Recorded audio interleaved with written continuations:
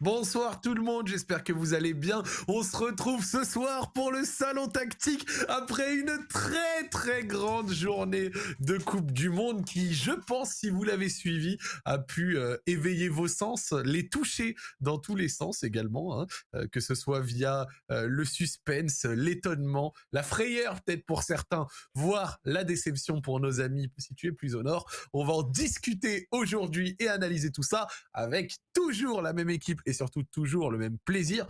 Monsieur Dan Perez, comment vas-tu aujourd'hui? Salut Zach, ça va très bien, t'as tout dit. Beaucoup d'émotions. On a vécu beaucoup de choses sur cette journée de Coupe du Monde. Donc voilà, c'était assez riche, assez fou. Et bah, ça fait plaisir de vous retrouver vous et de retrouver tout le monde. Là, il y a déjà les habitués du chat, toujours au rendez-vous, donc c'est cool. Les bons vieux habitués, on les voit, les mêmes pseudos, les Raz, les Alex OM13, tout ça, machin. Toujours un plaisir de faire avec vous. Et surtout, vous êtes de plus en plus nombreux. Ça fait plaisir. Déjà 250 au start et tout, c'est trop cool. L'émission progresse bien et elle progresserait pas s'il n'y avait pas la qualité des analyses de monsieur Raphaël Cosminis. Comment vas-tu? Salut Zach, ça va bien? J'ai vécu la journée un peu différemment de vous, puisque j'ai pas tout vu en direct. J'ai Ouais. regardé Belgique-Croatie dans son entièreté. C'était un bon moment. Et puis par contre, le Espagne-Japon et Costa Rica-Allemagne, je suis arrivé et 5 minutes plus tard, c'était le moment où Costa Rica et le Japon étaient qualifiés, si tu veux. Donc je suis arrivé vraiment C'est à cause de lui! dans le moment de folie, qui a pas duré longtemps pour le Costa Rica, malheureusement. Mais voilà, du coup, j'ai essayé de rattraper un peu le début d'Espagne-Japon. J'ai vu la fin, j'ai vu le moment des buts, du Japon. Donc ça, j'ai vu un match un peu, façon dessert déstructuré, tu sais, grande gastronomie, Ouais, bien pas sûr. dans l'ordre. Voilà, donc je serai peut-être pas aussi brillant que l'ami Dan, qui, je pense, a déjà préparé pas mal de choses. Mais en tout cas, c'était une journée encore riche en émotions. Non, mais pour être honnête avec toi, tu sais que moi, aujourd'hui, parce que tu as utilisé l'expression peut-être de buffet ou je sais plus, mais tu sais qu'aujourd'hui, moi, ces matchs-là, c'était le buffet. C'est-à-dire que j'ai commencé à regarder, logiquement, Maroc-Canada à 2-0. J'ai fait, bon, vas-y, on va voir ce qui se passe de l'autre côté. J'ai switché sur Maroc-Croatie. Ensuite, j'ai commencé sur Espagne-Japon avant de switcher sur Costa Rica, machin, revenir sur l'Espagne. Donc en fait, pour être honnête, je n'ai vu aucun match complet, mais j'ai vu des grandes parties de chaque match. Vraiment, je pense que je suis pas le seul à avoir fait. Est-ce que dans le chat vous avez fait ça? Mais aujourd'hui, j'ai vraiment switché entre les matchs. C'est-à-dire que Japon-Espagne, ouah, dinguerie 2, Japon. Ah, vas-y, on va voir ce qui se passe côté Allemagne, Costa Rica. Oh, Costa Rica, machin. Et hop, rebut. Et là, je suis dit, allez, on va voir si l'Espagne va revenir. Vraiment, je n'ai fait que faire des allers-retours comme ça, des passe-passe. C'était vraiment très stylé. Vraiment, c'était Ah, super c'est stylé. Je sais génial pas si. déjà quand c'est génial après 2 matchs de poule, le fait qu'il y ait un enjeu, qu'il y ait des matchs, voilà, où il y ait qu'il y ait du quitte ou double, que, ben, certaines équipes soient éliminées, à la fin des matchs. Ça change aussi la dramaturgie. Bon, en plus, là, tu as 2 rencontres qui se jouent en même temps. Donc, là, on passe un nouveau palier dans cette coupe du monde. Tu avais la première partie, c'était le kiff des 4 matchs dans la journée où là, tu te faisais une orgie de foot, mais Ouais. parfois, tu avais des équipes qui pouvaient attendre, se contenter d'un nul, tu avais moins l'odeur du sang. Alors que depuis, le début de la troisième journée, bon, bah, là, c'est la guerre et donc tu as toutes les le côté émotionnel en plus et bon, Oui, c'est pour ça scénaristique et aussi qu'on tout. kiffe le foot, Ah oui. On disait que un des gros avantages de cette troisième journée, c'est le nombre de finales et le nombre de poules qui ont encore un enjeu. Et ça rappelle vraiment que dans le football, et on aime bien, on parle tactique, on parle de plein de trucs, mais il y a une part d'irrationnel, d'enjeu et d'émotion qui rentre. Et on l'a vu aujourd'hui. On va démarrer gentiment, d'accord, Belgique-Croatie, avant de parler bien entendu des deux matchs de ce soir. Donc moi, voilà, comme je l'ai dit, j'ai commencé sur Canada-Maroc, le Maroc qui marque extrêmement vite via voilà, Hakim Ziyech qui ouvre le score. Ensuite, le 2-0 arrive très vite. Là, j'ai fait le switch parce que je me suis dit, bon, 2-0 Maroc, on risque de pas réencaisser de but. Coup du sort, le but qu'on qu'on encaisse, bah, c'est un CSC de Naïef Aguerd. Donc, on le a un petit pauvre, peu. alors on louait la solidité du Maroc, on louait la solidité de la charnière, à juste titre d'ailleurs. Et ça, comment dire, ça remet pas en cause ce qu'on disait. Mais c'est triste pour le Maroc qui avait toujours pas encaissé de but, d'ailleurs, qui était très solide avec Regragui. Et et là, ce CSC, donc c'était un peu j'ai eu un peu de la peine pour lui, Ah, sur le bien coup. sûr, mais il y a aussi un petit côté clin d'œil. Au final, le seul but encaissé par le Maroc vient de sa propre défense, hein, c'est-à-dire de son propre joueur. Après, bon, si on est tout à fait honnête, à un moment, le Canada touche la barre à 2-1. J'ai commencé à faire un petit peu dessus. Mais bon, au-delà de ça, je suis vite, à titre personnel, passé sur Belgique-Croatie. Et si je dois bien dire un truc quand même qui me fait mal pour les Belges, c'est que les Belges sortent en ayant fait peut-être leur meilleur match, je trouve, du mondial. Ça a été quoi vos impressions? Quelles ont été vos analyses sur ce Belgique-Croatie? Alors leur meilleur match dans l'entier, je sais pas, la meilleure deuxième période en tout cas, parce que Ouais, la plupart de leurs occasions viennent en deuxième avec tout à fait. l'urgence et les changements. Mais on a encore vu sur la Croatie une équipe qui a dû défendre un score et qui a été embêtée dans ce contexte-là. C'est un peu une des histoires de cette coupe du monde. À 0-0, ils étaient qualifiés, d'ailleurs avec un match nul, ils étaient qualifiés. Et ils ont jamais complètement, tu vois, mis un braquet vraiment défini sur la gestion de la rencontre. Est-ce qu'il C'est fallait vrai. un peu marquer? Est-ce qu'il fallait défendre? Et puis, en fait, les dernières minutes, naturellement dans le foot, tu l'as vécu, Zach, tu as joué à haut niveau, tu as battu l'Espagne, donc tu le sais. Mais voilà, quand il y a un score en fin de match à Primordial les dernières protéger, minutes. ouais, ou un score à aller chercher, l'équipe en général qui doit protéger son score finit toujours par reculer, même si on sait qu'il faudrait aller plus haut, il faudrait être dans le camp adverse, il faudrait pas être acculé comme ça sur son but. Ouais, c'est ce Et qu'on la, avait et dit, la mais tout le monde peut Belgique, pas faire comme le ouais, Brésil. Tout le monde peut pas faire comme le Brésil qui ont archi pressé les Suisses après avoir marqué le 1-0, limite encore plus que quand quand il y avait 0-0, quoi. ouais, voilà. Donc là-dessus, la Croatie a encore galéré. Après, je trouvais que la première période était un peu sans péripéties. C'est-à-dire que la première période, la Belgique, alors on a vu qu'ils défendaient à 4 derrière, ils défendaient dans un 4-3-3 très étroit. Avec De Bruyne et pardon, je réfléchis, c'était Mertens et Trossard qui étaient dans la ligne de 3 devant, qui étaient vraiment resserrés, donc ils se sont fait un peu trimballer sur la largeur. La Croatie a pu renverser, jouer d'un côté à l'autre assez facilement. Et puis en deuxième, ils ont été un peu plus agressifs, ils ont commencé à gratter des ballons, à le tenir plus longtemps. Oui, Ils attaquaient quand oui. même toujours à 3 derrière. Puis il y a eu des changements très offensifs, hein. Ils ont fini avec Lukaku, Doku, les 2 Hazard sur le terrain, Tillmans, donc il y avait un peu tous les talents offensifs qui étaient ensemble. Donc c'est un match vraiment 2 temps, mais en effet, c'est malheureux parce que enfin, vu quand tu vois la deuxième période qu'ils font, les Belges, limite, tu te dis: «C'est dommage, ils avaient trouvé une formule et une envie collective». Tu vois, ils avaient réussi à construire quelque chose ensemble, alors qu'il Ouais. y avait quand même un vrai souci dans ce groupe-là, surtout que depuis le début de la compétition et malheureusement, ça paye pas, tu vois? Alors que la Croatie, vraiment, sur la deuxième, alors mérite pas de sortir parce qu'on va pas résumer leur poule de coupe du monde à la deuxième période contre la Belgique, mais je crois que la Belgique finit à 3 expected goals. Non, Ouais, mais c'est c'est ça. sûr. C'est sûr, parce que la C'est période la Belgique, 3,06 Hmm. contre 0,7, ouais. Ouais, voilà, Ouais, c'est la ça. Belgique fait une bien meilleure deuxième période, mais leurs deux premiers matchs sont vraiment bien dégueux. Et je pense que c'est le record de la compète, mais la Belgique a donc, selon les stats, 5 occasions, 5 grosses occasions, pardon, 5 ratées, tu vois? Et je pense que c'est la première fois depuis le début de la compète. Peut-être que l'Allemagne l'a fait lors d'un autre match, peut-être pas 5, mais là, c'est vraiment beaucoup et c'est sur un laps de temps assez court finalement, c'est sur les 30 dernières. Alors, monsieur Dan Perez, quelles ont été vos impressions sur cette rencontre? Bah, écoute, la vu que je n'étais pas impliqué, comment dire? Émotionnellement ou Émotionnellement? sentimentalement dans le match, ce que je me dis à la fin, c'est que j'ai de la compassion pour Lukaku, de le voir comme ça.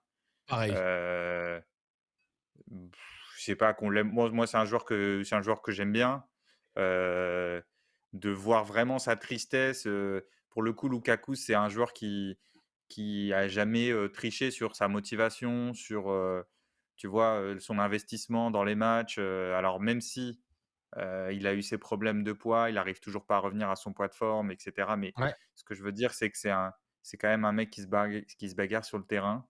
Ça fait pas tout, mais ça me donne une certaine tendresse pour lui et voilà, c'est le premier truc que je me suis dit: «C'est le pauvre» et la deuxième chose que je me suis dite, c'est, la Belgique sort, comme ce que tu as dit tout à l'heure, alors qu'ils font quand même leur meilleure, production, surtout, bah, concentrés sur la deuxième mi-temps et écoute, si la Belgique enfin, si Lukaku met le ballon au fond, c'est exactement le même match et peut-être qu'on tire des conclusions différentes. On carrément. dit, tu vois, peut-être que partout on dit: «Ah finalement ils ont trouvé la bonne formule». Heu Mais Mais c'est c'est surtout que c'est dans un monde parallèle, tu joues le Japon derrière et la Belgique peut aller en quart de finale, tu vois? Alors que le C'est vrai. tableau est ouais. Alors pas est pas en C'est remake d'il y a 4 ans, le Japon, le 3-2, je sais pas ouais, si vous vous souvenez, avec Fellaini, sauveur de et la avec ouais. nation. et avec justement, ouais, Chadli à la fin, je crois, et justement, Lukaku qui laisse passer le ballon, dans les derniers instants contre le Japon. Exactement, exactement, cette fameuse passe D sans la toucher. Et bon, il y a beaucoup, beaucoup de choses à dire, il y a beaucoup de choses à dire sur ce match. Heu, on peut faire un petit, Ouais. avant de continuer sur Lukaku peut-être, mais on peut se faire un petit point, tableau si vous voulez. Et Allez, le avant, point tableau, les amis, le premier de la soirée. non, mais dans la continuité de ce qu'expliquait Raph, c'est-à-dire que le la Belgique attaquait avec 3 défenseurs et des pistons. Et ce qui m'intéressait de montrer, c'est comment après ils se sont réorganisés en phase défensive.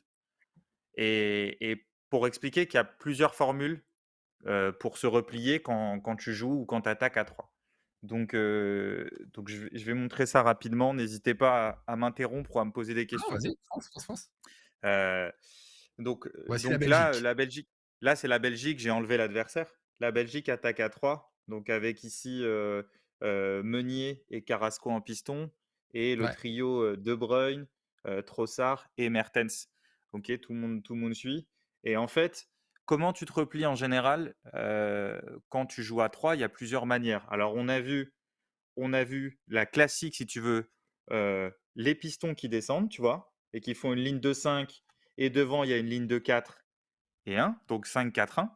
OK, Ça, c'est le ça c'est la Japon, hein, formule par c'est le exemple Japon, par qu'a fait le exemple, Japon. Exactement.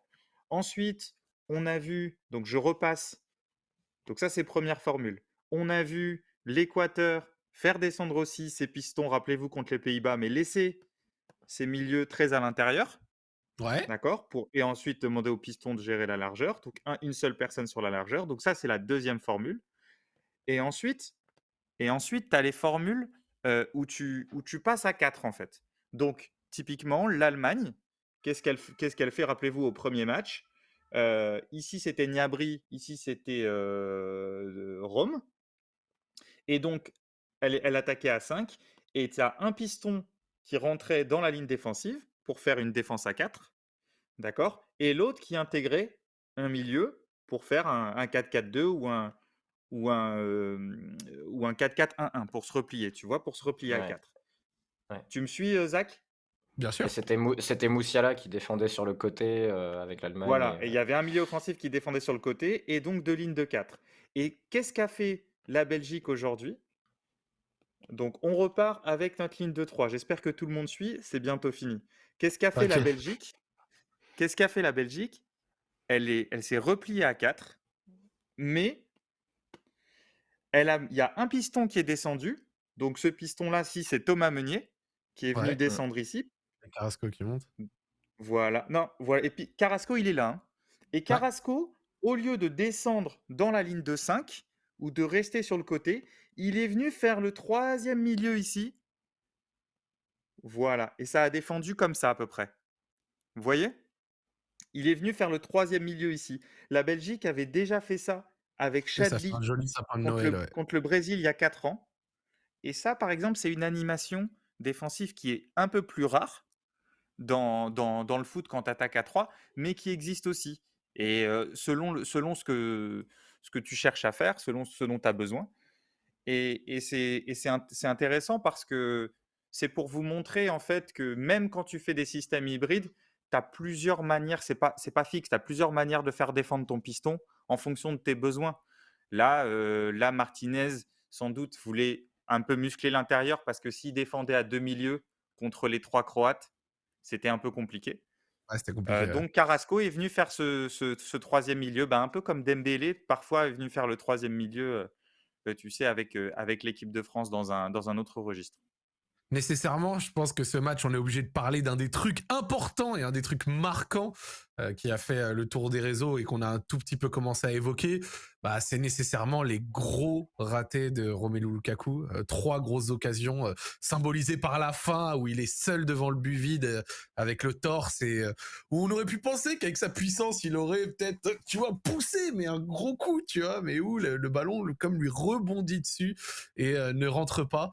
Ce qui a provoqué une très grosse colère de sa part. Hein. Quand il sort, je crois qu'il met un coup de poing dans une vitre. T'as pas envie d'être là vite, mon pote. Hein. Et Mais, franchement, ça m'a fait. J'en étais arrivé à un moment où ça m'a fait de la peine pour lui. Franchement, ça m'a fait de la peine parce que mais il se procure les occasions les plus dangereuses de la Belgique, mais même s'il se procure ces occasions-là, je trouve que c'est difficile aussi de pas avoir un minimum de choses à lui reprocher. Voilà. après, ce qui est quand même marrant et ce qu'il faut pas oublier, c'est qu'il y a quand même plusieurs de ces occasions où, à sa place, tu peux pas penser recevoir le ballon. Il y a un Ouais. moment où c'est un Belge qui lui frappe dessus et il essaye au dernier moment de faire un extérieur du pied qui va rentrer dedans. C'est très difficile. Le joueur frappe alors qu'il est à 2-3 mètres de lui. L'occasion là où ça lui vient sur le torse, c'est Lovren qui rate complètement sa tête, et ça tombe sur Lukaku, vraiment ça lui tombe dessus et ça rebondit, dans la course de Livakovic qui avait disparu de l'action au départ. Tu vois, sur Ouais. ces 2 là, c'est quand même enfin, je sais que forcément tu es à 2 mètres du but et le ballon est pas dedans donc tu es critique. Mais c'est pas des circonstances où il arrive, si tu veux, dans une trajectoire, une course normale sur le ballon. C'est des ballons qui lui tombent dessus alors qu'il s'attend pas à les avoir. Alors, tu peux te dire: «Il doit s'attendre à les avoir», mais moi je trouve que, tu vois, ces 2 occasions-là, elles me choquent pas particulièrement. Même celle de la poitrine, elle me choque pas. Moi, c'est la dernière, Parce c'est que celle de la poitrine, en fait, parce que celle de la poitrine, elle fait, en tout cas en réaction live, c'est que ça fait genre, tu sais, la première, tu te dis, bon, allez, vas-y. La deuxième, comme tu décris, raté de Lovren, bon, allez, vas-y. La troisième, ça fait vraiment le calice jusqu'à Lali. Je sais pas si tu vois ce que je veux dire. Ça fait vraiment, ah Oui, ouais, c'est ouais, mais sur l'accumulation. En revanche, tu ouais, vois, c'est limite, l'accumulation, moi, exactement. limite, celle qui me choque le plus, c'est celle où mais je crois qu'il y a hors-jeu, où le ballon est sorti, je sais plus si c'est signalé. C'est celle où il y a la un tête centre qui au-dessus. vient de la gauche et il met la tête Oui, largement la au-dessus parce tête. que c'est la seule Ouais. occasion où, en fait, il a le temps de voir que le ballon va lui arriver. Et pour moi, Mm. alors, tu vois, il y a des gens sur le chat qui citent le poteau, mais le poteau, l'angle est difficile parce qu'il y a un Croate qui vient fermer devant lui et Pour il moi, le essaye poteau, il est déjà de peu rien. rattraper le ballon et Ah, il je suis va très, d'accord. très vite pour essayer de fermer l'angle, tu vois? Donc, Pour moi, le oui, c'est vrai poteau, qu'il il est y peu a rien. il a 4 ou 5 occasions. C'est vrai qu'il y en a aucune, ça Mais, marque parce qu'il fallait qu'un seul but, mais c'est un peu dur, je trouve, pour le coup, pour lui. mais Raph, sur l'action, tu l'as attrapé la mouche, Raphaël? Non, mais non, il y a des moucherons en décembre, il y a plus de saison dans ce pays, hein, c'est terrible. Non, mais tu sais, Non, mais il faut jeter les sur poubelles, l'action de Raph. la poitrine, sur l'action où il met la poitrine, c'est pas non plus un défenseur, tu sais, qui la dévie, la balle lui arrive sur lui alors que la trajectoire n'allait pas vers lui. Là, quand même si Lovren se rate, la trajectoire, elle va vers lui. Le Oui, ballon, il va oui, Ouais. vers lui, oui, donc il peut se préparer au cas où, tu vois? Pour moi, c'est c'est pas vrai, pareil certes. qu'un ballon dévié qui rebondit et qui t'arrive Ouais, en mode dessus coup où de chance, vraiment ouais. c'était dur à anticiper, tu vois? Et Non, mais là, c'est je vrai, pense c'est que vrai. c'est peut-être l'occasion qu'il regrette le plus parce que sur celle-là, il reste longtemps, tu vois? Alors il y a Je l'accumulation dont parlait Zach, mais tu sens il est vraiment marqué à ce moment-là, quoi. C'est moi, je surtout un pense mec que qui a Il de fait la le mauvais puissance, geste. quoi, tu vois. Moi, j'aurais pensé qu'avec le bon geste, ça rentrait, il se jette, tu vois. Après, c'est facile à dire après coup, comme d'hab, hein, mais tu vois, je pensais que c'était ça, hein. Il manquait pas de puissance pour le bah, faire, tu tu vois. vois, si j'étais lui, je repenserais à un moment qui n'est pas une occasion parce que c'est coupé au dernier moment par Gvardiol, mais c'est il y a un centre de De Bruyne de la droite qui est magnifique. Lukaku arrive lancé et Ouais, Gvardiol sort de nulle part pour couper le centre et Il celle-là, ouais. tend c'est le pied de vraiment l'extérieur. ouais. Et c'est vraiment une occasion où Lukaku, pour le coup, arrive dans la bonne zone au premier poteau pour couper le centre de De Bruyne, un centre classique De Je vais Bruyne. essayer de la retrouver. Et ça permet aussi de citer Gvardiol qui a fait un match, très, Oui, très, très, très, très Monumental. costaud. ouais, À la fois largement. avec ballon et sans ballon, hein, parce que là, on parle de ce qu'il a fait défensivement, mais avec ballon, il a créé, 2 ou 3 situations pour la Croatie, en portant le ballon, en cassant la ligne, en trouvant des joueurs lancés. Non, non, il y a eu un sacré duel entre Gvardiol et Lukaku et puis il y a un moment à la fin du match où au dernier moment, il passe devant Lukaku sur un ballon qui rôde dans la surface et il tacle de l'extérieur du pied là et c'était magnifique comme fin de match. La fin de Et, match était grandiose de toute façon. et du coup, qu'est-ce qu'on en pense un peu de ces Croates, des Croates qui auraient pu marquer en première mi-temps avec un penalty qui est refusé, enfin, en tout cas, arrêté. Pas tiré à pas grand chose, vraiment le hors-jeu est quasi inexistant sur l'action, mais bon, bref, il y a quand même hors-jeu. Mais ce que je veux dire, qu'est-ce qu'on en pense de ces Croates qui, après leur phase de poule, au final, font un premier match contre le Maroc où ils ont peut-être une partie des meilleures occasions, mais où ils sont quand même assez décevants, ils montrent pas grand-chose.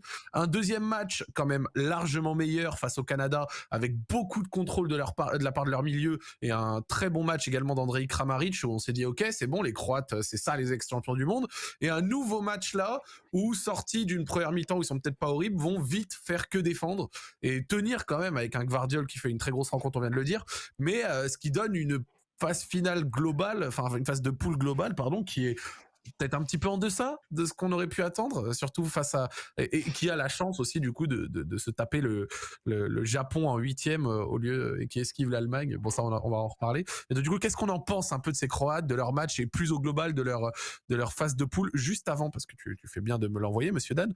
Je vais te demander un petit coup de full screen comme ça je peux montrer ça gentiment, mais voilà la chose dont on parlait.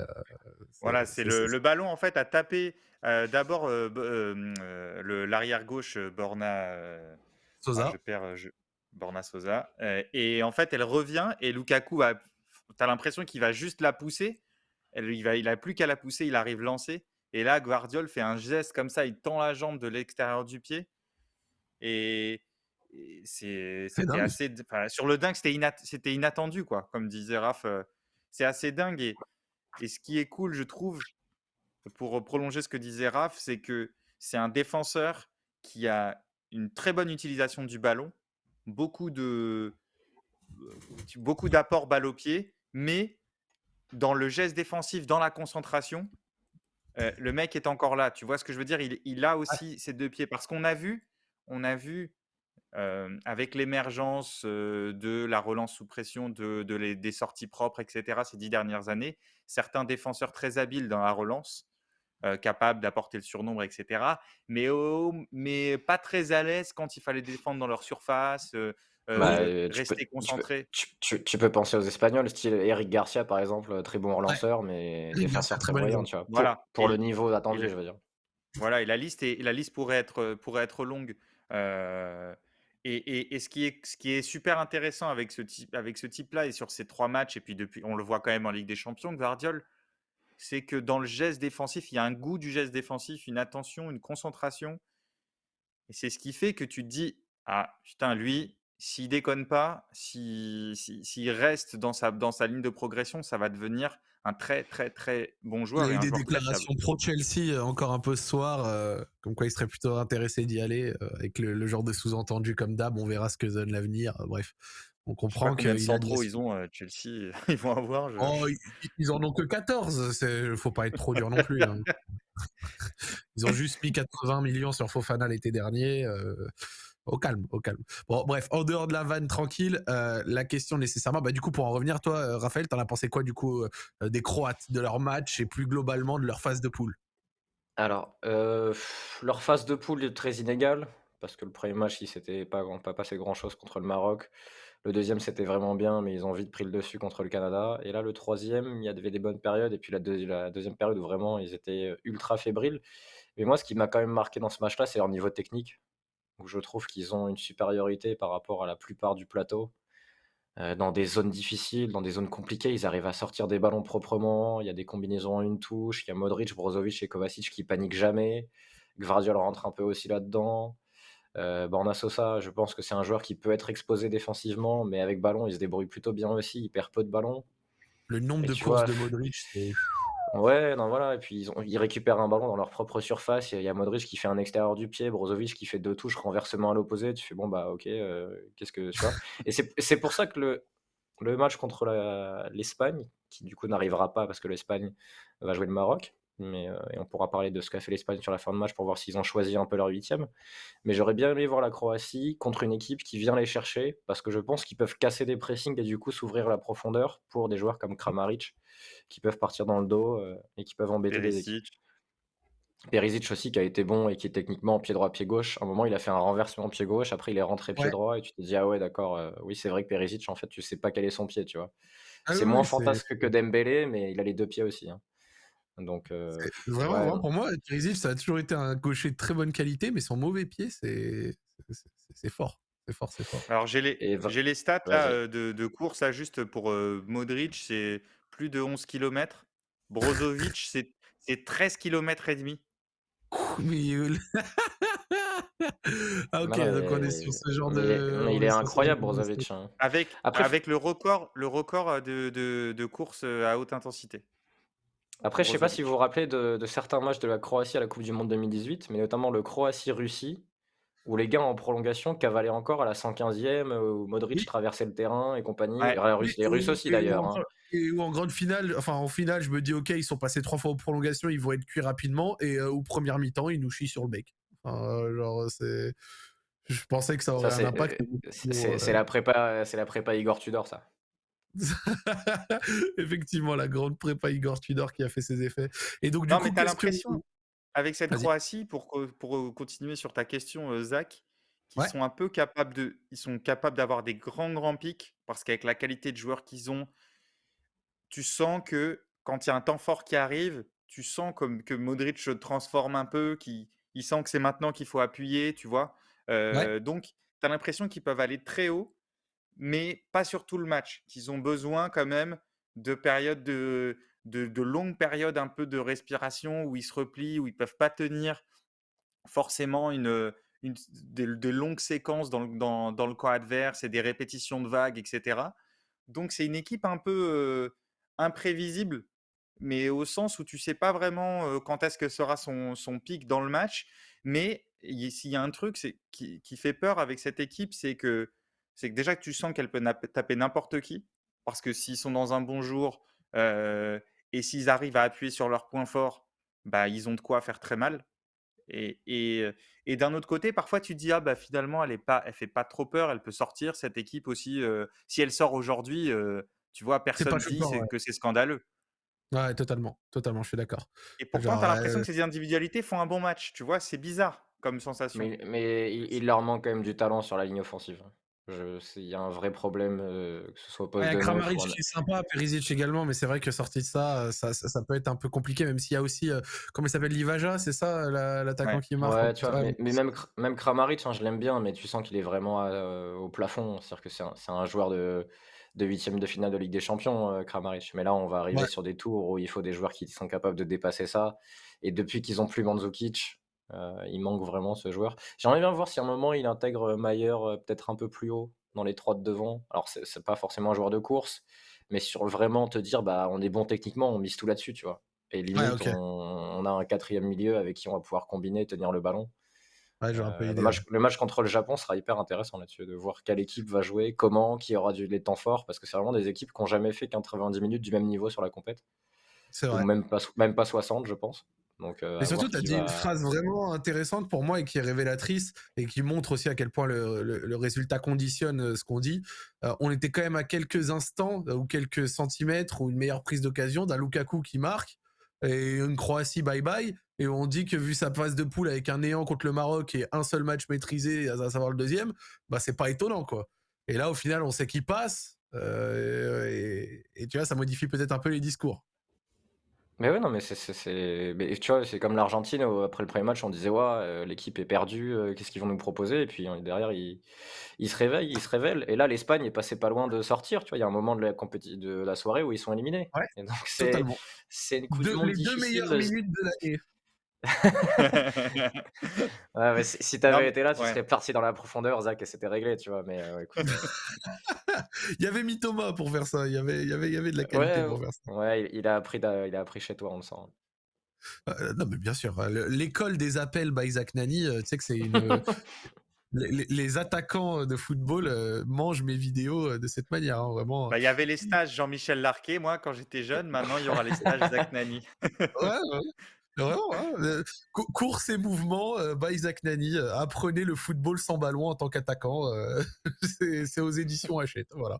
Donc, on rigole bien, et ça nous ramène du coup nécessairement au match d'après Japon-Espagne. Alors juste avant de discuter vite fait de Japon-Espagne, je tiens quand même à dire, les Belges, vous avez quand même une belle génération qui risque d'arriver.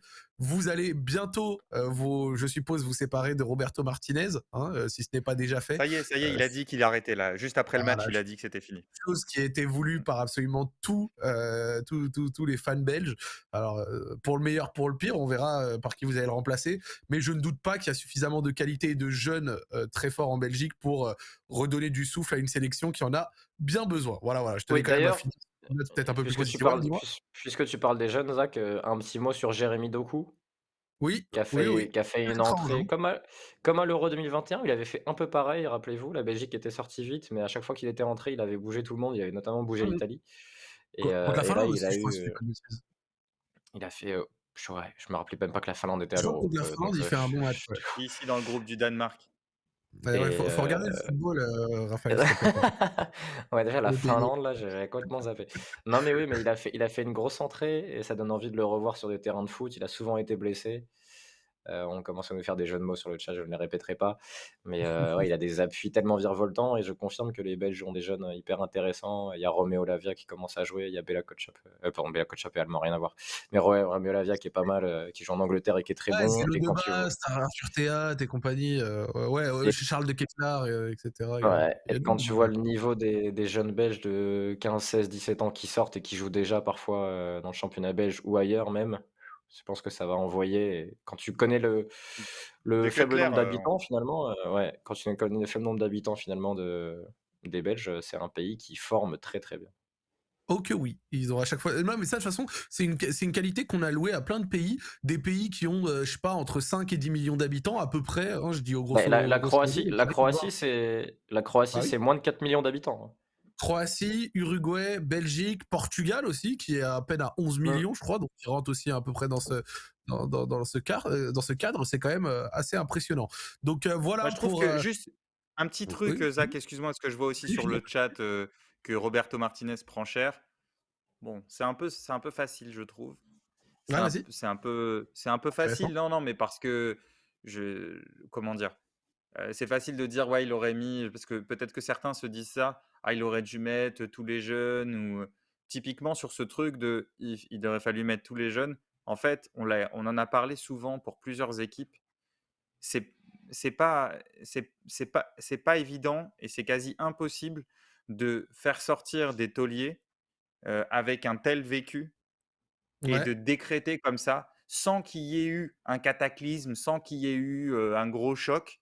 C'est très compliqué pour un leader de groupe, donc pour un coach, de faire ça. Il faut comprendre que c'est pas un truc de, c'est pas juste un choix de joueur, ça implique des choses en termes de statut. Le jeune qui va être titulaire, bon, bah, il est au courant qu'il a mis un taulier, un ancien sur le banc, un mec qui a des références et cetera. Donc c'est pas toujours aussi évident, heu Ouais, de tout et bouger, parce qu'en soi, ouais, c'est vrai que et comme on l'a surtout dit dans le que chat, voilà il et le fait surtout que avec Roberto hasard, mais Martinez, il est au c'est bon, courant, quoi. ouais, il est au courant, il a mis en place beaucoup de choses, sur les équipes de jeunes et cetera. Il y a je sais plus quel joueur en parlait, après le match. Donc c'est pas un mec qui débarque comme ça et qui a dit: «Non mais je veux jamais rien bouger» et cetera. C'est pas si simple à mon avis. Je veux pas prendre la défense à tout prix de Roberto Martinez, hein, mais Comme l'a dit Emir dans le chat, il faut faire la technique des champs, laisser ces joueurs-là se blesser pour ensuite faire le bon remplacement. on peut La conclure Didier là-dessus sur la Deschamps, Belgique. bientôt également disponible aux éditions Hachette. Encore une fois, comment réussir à rafraîchir son groupe quand il y a des joueurs avec du statut. Bref, on rigole bien et ça nous permet de nous poser encore cette fois sur un des matchs de la soirée, celui au résultat surprise, le Japon qui après une victoire de prestige face aux Allemands avec une deuxième mi-temps magnifique et une défaite parfaitement étonnante face au Costa Rica avec une sélection qui n'est pas partie avec ses meilleurs joueurs titulaires, remporte son match face à l'Espagne au bout d'un certain suspense quand même, c'était très intéressant. Après, je dis suspense très rapidement, et ça c'est toi Raphaël qui me l'a fait remarquer, l'Espagne avait plutôt intérêt de laisser les Japonais gagner au bout d'un moment, mais c'est une performance énorme qui nous a montré aussi des défauts chez cette Espagne, une Espagne qui au final est peut-être un peu à des moments on va dire, je sais pas si on peut, monocorde, qui a peut-être voilà, qui a peut-être du mal à évoluer différemment que par la tactique qu'elle prône, qui est une Espagne qui a aussi, je trouve, manqué au bout d'un moment de certaines choses. Je pense que Alvaro Morata aurait pu faire du bien, surtout à des moments où, en fin de match, surtout dans des résultats comme ça, les centres peuvent être une arme forte, mais quand à la réception des centres, il n'y a pas grand monde, ça peut être un peu plus compliqué. Je pense pas que, sans les dénigrer, mais Dani Olmo, Ferran Torres, Marcos Asensio soient des grands joueurs de tête. Et donc, du coup, c'est vrai que c'est une Espagne que j'ai trouvé relativement décevante aujourd'hui. Un mauvais match de plusieurs personnes. Unai Simon, même sur le premier but, japonais pas irréprochable. Et au global, des Japonais très valeureux qui sont allés chercher une belle victoire et qui ont joué leur carte à fond. Même c'est marqué à un moment, je trouve, par je crois que c'est Mitoma qui à un moment fait une sorte de grand pont face à Carvajal. C'est pas un grand pont, mais où il pousse le Ouais, ballon ouais, assez ouais, haut. ouais, Il prend le c'était contre-pied, ça rappelait c'est trop Gareth bien. Bale un peu contre le Barça il y a une petite dizaine d'années, Zach, je sais Tout à pas si fait. tu te souviens? Ouais, tout Je à crois que fait. c'est la première saison de Bale et je crois que c'était Marc Bartra qui avait pris Oui, un oui, coup de oui, c'est vent exactement lui. dans le couloir. Ou Non, je te Ouais, Bale propose qui de court sur la touche comme ça. Alors un petit ouais, tableau de Raph. non, je propose et un petit avec une tableau passe en pour première commencer. intention pour Asano. Ouais, vas-y. Mais en tout cas, la première passe Justement, pour Asano, qui malheureusement marque pas, c'est vrai que ça a été particulier. Je te laisse y aller, Raph. pour appuyer justement ce que tu disais Zach sur le côté un peu, je vais essayer de me cadrer correctement, un peu monorhythmique de l'Espagne. Je vais essayer de me déplacer parce que là je suis pas très bien placé. Voilà, donc Voilà. Là, vraiment, t'es heu, nickel, là. l'Espagne est en rouge, donc on voit leur organisation, on voit le 5-4-1 japonais en face et l'Espagne, si tu as remarqué Zach, joue avec des latéraux qui participent finalement assez peu offensivement parce Ouais, qu'ils sont proches de leurs centraux, ils sont assez statiques ici pour couper les contre-attaques au cas où l'Espagne perd le ballon. Pourquoi ils sont là? Parce que tu as les 2 relayeurs Gavi et Pedri qui hésitent pas à varier entre aller entre les lignes et venir ici de temps en temps, mais ils sont jamais complètement collés à Busquets et du coup, l'Espagne a besoin de ces joueurs-là pour couper les contre-attaques parce qu'on l'a vu, les défenseurs espagnols, dès qu'il faut justement, on vient de parler de Mitoma contre Carvajal, dès qu'il faut défendre en reculant, mais en fait, leurs limites athlétiques les mettent en grande difficulté. Donc ils ont ouais, besoin de nombre pour réagir à la perte, presser, récupérer le ballon vite et relancer des longs temps de possession. Pourquoi je parle de ça et donc ce que fait l'Espagne et pourquoi elle fait ça, en offensivement par rapport à sa façon de défendre? Parce que c'est aussi ça qui les empêche d'avoir plus de variété offensivement. Parce que, je sais pas si vous avez compté, mais combien de fois ici, quand l'ailier reçoit le ballon, il y a une course, soit intérieur du latéral, soit un dédoublement? Jamais quasiment. ouais, très peu Je sais pas si Non, tu as fréquent. non, c'est remarqué. très rare. Donc ce qui veut dire que tes C'est plutôt possibilités, Gavi c'est qui allait plonger. voilà, Oui, c'est quoi tes possibilités? C'est le relayeur qui part, mais quand tu joues contre 5 japonais, bah, tu en as un qui contrôle la course. Si c'est le piston qui est sorti là, lui, il contrôle la course et derrière, tu as quoi? Bah, tu as Monte un peu juste en le fait tableau, comme Raph. ouais, pardon, tu juste comme possibilité de mettre un ballon dans la surface et comment ils ont marqué? Bah, tu as cité Morata, Zach, ils ont marqué sur un centre quasiment dans cette position. Voilà, je vais me mettre là. Quasiment dans cette position avec un centre pour Morata qui était le seul joueur de tête dans la surface espagnole pour aller marquer. Et du coup, c'est vrai que quand Morata est sorti, leur seul attaquant de surface n'était plus sur le terrain. c'est ça. Heu et ça montre aussi que des équipes peuvent se replier contre l'Espagne et concéder relativement peu d'occasions. Je crois qu'à la mi-temps, l'Espagne a 0,8 ou 0,7 XG, quelque chose comme ça. C'est pas incroyable, C'est pas la pour folie, une ouais. équipe qui a 80 de possession et c'est une piste aussi pour une équipe, qui va affronter l'Espagne, c'est le Maroc. Le Maroc qui défend très bien, qui est fort dans la défense de la surface. Ça peut être intéressant. De se dire que finalement, tu peux fermer des espaces à l'Espagne, tu peux attendre bas sans exploser comme c'était le cas pour le Costa Rica, où Morata n'avait pas joué, mais où par contre il y avait eu de la justesse dans les centres en retrait, les latéraux Ouais, avaient il y a peut-être la un peu plus question. participé, mais Une ça montre grosse aussi que les activité de Torres et de Olmo, ouais. ouais, mais je serais curieux de voir les choix de Luis Enrique pour ce prochain match, contre justement la défense, très forte du Maroc dans les airs et dans la protection de la surface. Ouais, il y a la question quand même de l'enjeu qui était certes pas inexistant, mais il n'y avait pas un immense enjeu de l'Espagne. Il y a 2 minutes où le Costa Rica Passe devant marque le but l'Allemagne. du 2-1. Voilà. Sinon, est-ce qu'ils auraient joué comme ça s'ils avaient dû absolument gagner? Je sais pas. C'est la question que je me pose. C'est-à-dire, est-ce que structurellement, ils n'auraient pas envoyé un latéral de plus, tu vois, attaquer la surface, ce genre de choses? Je me suis quand même posé la question devant ce match. Eh eh, Hem, est-ce que tu t'es posé la question à partir de quel moment tu t'es posé la question de est-ce que l'Espagne veut finir première ou deuxième de la poule?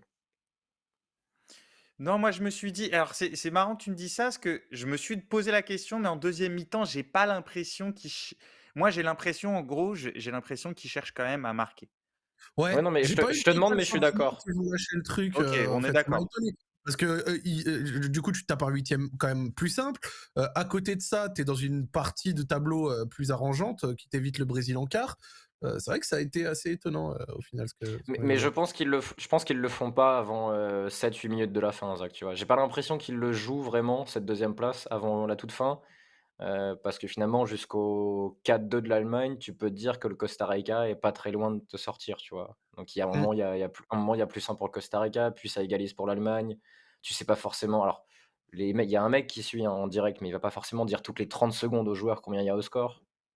Donc ça aussi. Je pense qu'ils se sont vraiment posé la question sur la fin parce qu'il y avait beaucoup moins de joueurs impliqués offensivement et qu'ils connaissaient les scénarios. Après, tu pouvais pas non plus t'attendre forcément à ce que ça se passe comme ça dans l'autre poule, à ce que le Maroc finisse premier aussi, tu vois? Mais une fois que tu le sais, que tu arrives à ce moment-là du match, j'ai trouvé qu'ils ont même poussé assez tardivement dans le match. Je pensais qu'ils allaient fermer plus tôt en faisant Ouais, justement de la possession défensive, en faisant circuler derrière à partir du moment où l'Allemagne menait, 3-2, 4-2, tu vois? je vois, Ah je ouais. vois, je vois.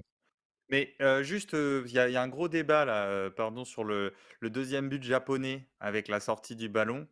Heu, En fait, vu que c'est une sphère, tant que tu as pas la caméra qui est très au-dessus, tu Ouais, peux pas voir si la sphère en entier est sortie, de la ligne et surtout, il faut bien avoir en tête que quand tu vois un angle, qui n'est pas au-dessus et qui part de l'intérieur du terrain, tu as toujours l'impression que la balle, elle sort un peu plus parce que tu as le biais de la prise de Bah, vue. Alors que sur la vue du dessus, il reste quelques centimètres, ouais, de du voilà, sur ballon, la vue du dans dessus, le il reste terrain. quelques centimètres et typiquement, si vous mettez une caméra qui est dans le COP ou dans le virage derrière les buts pour voir, le ballon et là, pour le coup, vous allez avoir l'impression qu'elle est sur la ligne. Donc il ne faut pas se fier aux caméras qui sont sur les côtés parce qu'il y a ouais. toujours un biais. Mais bon, je Puis pense qu'il surtout faut, avec la technologie là, Adidas, les puces, machin nanin, ça l'aurait dit si c'était sorti. Moi je mais en pense fait, que ils ont réussi à faire un plan, vraiment au-dessus où là, tu mmh, vois, que ça touche, en fait.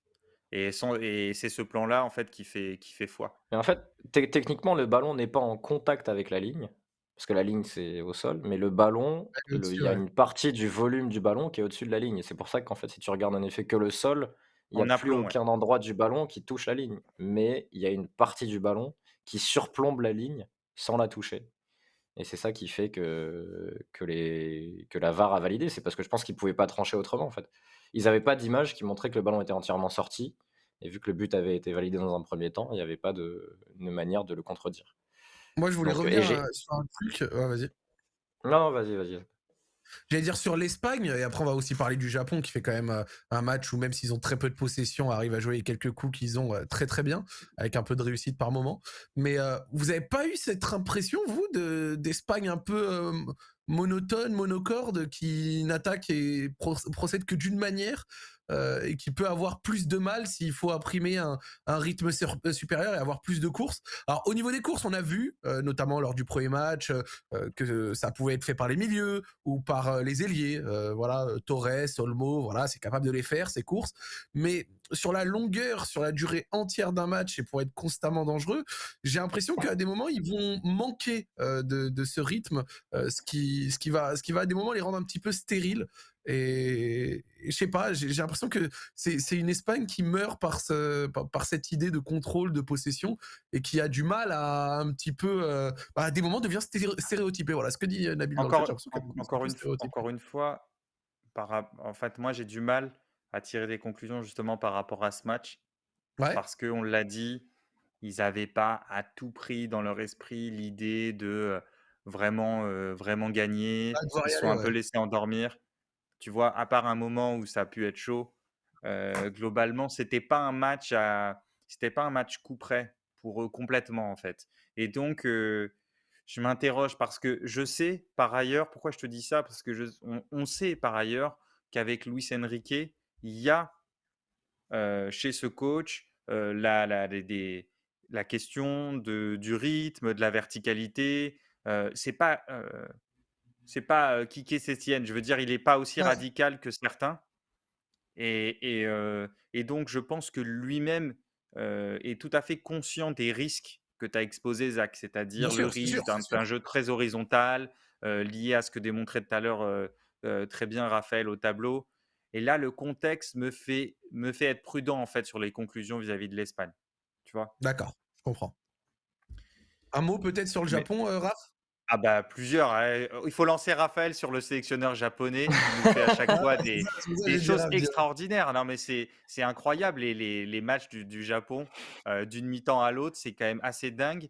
Moi, je commence à croire qu'il moi, je commence à croire que c'est volontaire. Au bout d'un moment, c'est trop fou. Enfin, Raphaël, j'attends de t'entendre Je sur le fameux sélectionneur Et japonais, c'est le grand geste. Écoute, je monsieur pense qu'il aime pas Moriyasu. les premières périodes, je pense. Non, ce qui m'a je est-ce que vous pensez je vais répondre à votre question par une question. Est-ce que vous pensez que Mitoma démarre le huitième de finale? Bah oui, ce serait une faute professionnelle Alors de ne et pas le moi je faire, vais mais dire et moi je vais dire non parce que dans la logique du sélectionneur japonais, il faut faire une première mi-temps d'endormissement et une deuxième mi-temps d'explosion. ouais, exact, ça se trouve, c'est Non mais vraiment je la logique qui se fait. non mais pour Non, l'instant mais non mais pour l'instant, c'est ce qu'il a fait face aux gros. en fait, c'est difficile parce que tu as envie de lui dire: «Mais qu'est-ce que tu fais?» mais son équipe, replaçons le contexte, a battu l'Allemagne et l'Espagne. C'est Ça ouf. ça paraît normal, tu vois, maintenant qu'ils sont qualifiés, parce qu'on a vu leurs bons joueurs. Mais je répète, leur équipe a battu l'Espagne, qui depuis que Luis Enrique est là, a quand même un historique, sérieux, et l'Allemagne d'Hansi Flick, qui est quand même un J'avoue que coach si même nous, on sérieux avait fait et une phase de poule en battant ces 2 équipes-là, on se serait branlé bien comme il tu faut, hein. vois? Alors oui, tu peux te dire toujours: «Il se trompe au début, il corrige son erreur», mais c'est vrai qu'on sait pas à quel point lui, il se dit, «C'est voulu», quoi. Tu vois? C'est difficile d'évaluer leur performance parce que donc en première période, ils font rien, mais rien, hein. Je sais Mais même pas surtout, Oui, ils s'ils sont ont, passifs, en fait, même dans leur manière de défendre. C'est ça qui est bizarre. Ils sont tu très, vois, très en passifs. première période, ils ont 0,1 XG, 0,8 pour l'Espagne. Donc bon, ils se créent rien, mais ils donnent pas grand-chose. Et en deuxième, par contre, ils ont 1,15 et l'Espagne a 0,3. Donc et comme contre l'Allemagne, en fait, c'est exactement le même scénario. Après, il y a un truc qu'il faut préciser, c'est qu'ils sont quand même très, très efficaces sur leurs temps forts, hein. Sur les oh que temps forts, oui. ça gâche pas, tu vois? Et donc la lecture du match en disant: «Le coup du sélectionneur japonais Moriyasu était bien préparé», faut le nuancer parce que bon, ça se joue sur, 2 occasions que tu arrives à valider vite. Mais, je suis très curieux de voir le huitième de finale parce que je pense que la Croatie, c'est quand même, ça va paraître paradoxal, ils sont là, ils sont qualifiés, pas les autres. Je pense que c'est quand même moins fort que l'Espagne et l'Allemagne. C'est moins Oui. complet. Il y a plus de pistes pour les embêter, notamment sur les qualités athlétiques du secteur offensif japonais qui court, qui va vite, qui peut prendre la profondeur, et les Croates peuvent être embêtés là-dessus. Donc est-ce qu'il va être plus expansif, plus ambitieux dès le coup d'envoi? Je sais pas, mais parce que le Japon peut aller en quart de finale de coupe du monde et là, c'est une chance historique pour eux, avec une génération qui, pareil, commence à prendre le dessus. Les Mitoma, les jeunes comme Dohan, pardon, qui est pas très vieux, Kamada qui arrive vraiment au pic de sa carrière, un Ito Ah, qui a 29 Ito, ans mais qui est encore Asano, là, tu vois? Kubo qui peut sortir du banc parce qu'à chaque fois qu'il est titulaire, il est pas bon, donc peut-être qu'il faudrait inverser. Voilà, donc il y a vraiment, plein de questions qui se posent sur cette équipe qui a un secteur offensif à nouveau très fourni. Comme le dit eh beh, ironiquement, Paul, déjà là, notre ami Paul arrivé sur le chat, le Japon entre tradition et modernité, d'une mi-temps à l'autre. Et ça résume un peu le non mais truc, ouais. non mais c'est fascinant parce que moi, j'ai reçu des messages à la mi-temps parce qu'en gros, j'ai plein de potes qui m'ont dit: «Bon, faut regarder quoi ce soir?» Et j'ai dit: «Franchement, Japon-Espagne, il y a quand même de l'enjeu et en plus les Japonais, comme on l'avait dit hier, ils ont la mobilité, ils ont les armes pour faire quelque chose, tu vois? Pour être, Ouais, dans le dos des emmerdants, latéraux, à on la disait hier. récup». Voilà, exactement, avec leur vitesse et cetera. Et donc je dis: «Moi, je vais regarder Espagne-Japon, je vous conseille de faire de même, après tu sais jamais». Et putain, à la mi-temps, pardon, je devrais dire de devrais pas dire ce genre de mots, mais à la mi-temps, Punaise! à la mi-temps, punaise, je reçois plein de messages en me disant: «Mais qu'est-ce que c'est que ce match? Match horrible, en plus, l'Espagne a marqué, donc ils font tourner le ballon, le Japon fait rien. Attends, en 5-4-1 comme ça, les rares fois ils ont voulu sortir, ils ont pris un crochet de Rodri et puis, une passe Et de Pau salut. Torres derrière leur ligne, quoi. Et donc il se passe rien. Et je dis: «Non mais» je dis: «Non mais il va y avoir des changements à un moment et ça va bouger».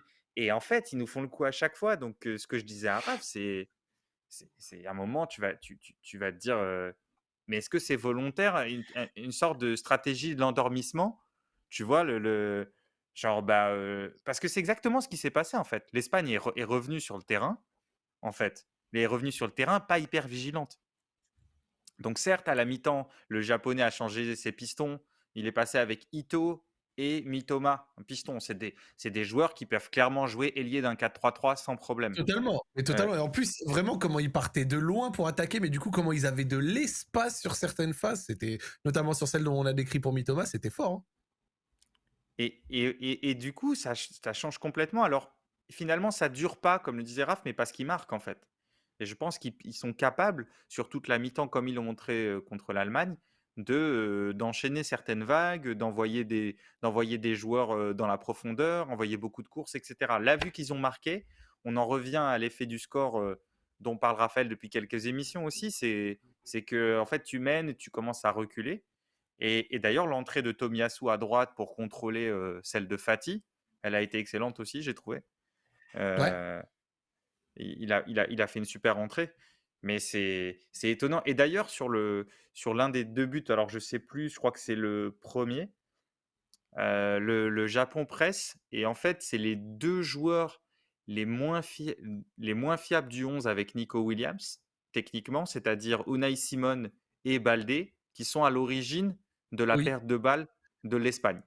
Parce que Baldé pour qui tout a le eu reste, beaucoup de mal, genre il a quasiment mis du mal à toute la ligne défensive pour sortir, Baldé. ouais, Baldé et Unai Simon, tu sens quand même que c'est pas le gardien complètement en phase avec ce que voudrait produire son équipe, parfois. Ça Ouais. c'est un bon gardien, je dis pas qu'il est mauvais au pied, mais si tu dois citer 5 gardiens bons au pied, tu mets pas Ouais, Unai C'est Simon, je non. mais l'Espagne n'a pas mieux au pied pour l'instant, donc c'est oui, le. oui, Ouais, c'est vrai bien qu'après, sûr. c'est boîte à chaussures de De Gea.